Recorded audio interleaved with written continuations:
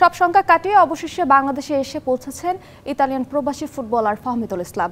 ঢাকায় নেমেই সিক্ত হয়েছেন ভক্তদের ভালোবাসায়। ভুটানের বিপক্ষে প্রস্তুতি ম্যাচ ও সিঙ্গাপুরের বিপক্ষে ম্যাচে ফাহমিদুলকে একাদশে দেখতে চান ভক্তরা। ভক্তদের স্লোগান পাগলামি একজন ফুটবলারকে ঘিরে। সেই ফুটবলার আর কেউ নন, ইতালি প্রবাসী ফাহমিদুল ইসলাম। তাকে ঘিরেই বিমানবন্দরে উন্মাদনায় মাতলেন ফুটবল আল্ট্রাসের ভক্তরা। সকাল থেকেই ফাহমিদুলের জন্য বিমানবন্দরের অপেক্ষায় ভক্ত থেকে শুরু করে গণমাধ্যম। ঘড়ির কাঁটায় ৯টা নাগাদ বেরিয়ে এলেন এই ফুটবলার। কালো ক্যাপ, 3/4 প্যান্ট আর কালো টি শার্টে স্টাইলিশ ভঙ্গিতে বেরোলেন বিমানবন্দর থেকে।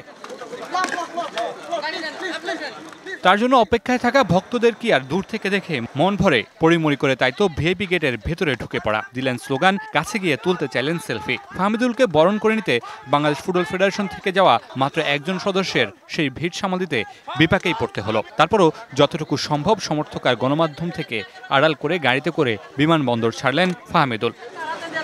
25 বছরের ওয়ারেন্টিযুক্ত দীর্ঘস্থায়ী দরজা প্রোটেক্টর, আধুনিক ও মজবুত দরজা। তাকে বরণ করে নিতে আসা সমর্থকরা জানিয়েছেন উচ্ছ্বাস। জানিয়েছেন ভুটান ম্যাচের পাশাপাশি সিঙ্গাপুর ম্যাচের একাদশেও দেখতে চান ফাহমিদুলকে। সামনে 4 তারিখে একটা ম্যাচ আছে, প্রস্তুতি ম্যাচে তাকে নামিয়ে তার পারফরমেন্স বিবেচনা করে সিঙ্গাপুরের ম্যাচ আমরা তাকে অবশ্যই দেখতে চাচ্ছি। ফাহমিদুলের আজকে আসাতে এখন অনেক প্রবাসী ফুটবলাররা মোটিভেটেড হবে বাংলাদেশ নিয়ে দ্বিতীয়বার ভাবতে। অনেক দিন ধরে একজন ফরওয়ার্ডের অভাবে আছিলাম, আশা করি ফাহমিদুল তা পূরণ করবে। এর আগে প্রথমবার সৌদি আরবের ক্যাম্পে ডাক পেয়েও ইতালি ফিরতে হয়েছিল, দেশে আসা হয়নি।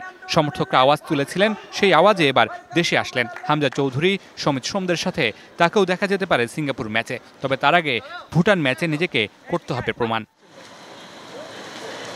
Mamunur Rashid, DBC news, Dhaka.